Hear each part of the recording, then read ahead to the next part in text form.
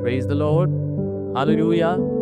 आजच्या बननासाठी वचन आहे उपदेश याचा 11वा अध्याय 9वे वचन. या ठिकाणी देवाचं वचन सांगतं, हे तरुणा, आपल्या तारुण्यात आनंद कर. आपल्या तारुण्याच्या दिवसात तुझे हृदय तुला उल्हास देऊ. तू मनास वाटेल त्या मार्गाने व नजरेस येईल तसा चाल, पण या सर्वाबद्दल देव तुझा झाडा घेईन, हे तुझ्या लक्षात असू दे.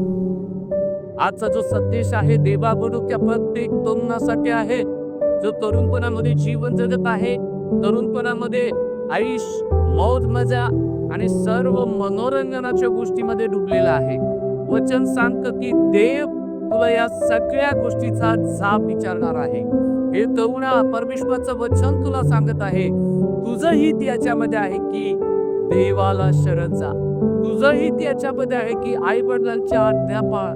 तुझं हित याच्यामध्ये आहे की मनुष्यांची सेवा कर, कारण परमेश्वराची तुझ्या जीवनासाठी तीच इच्छा आहे. आमेन.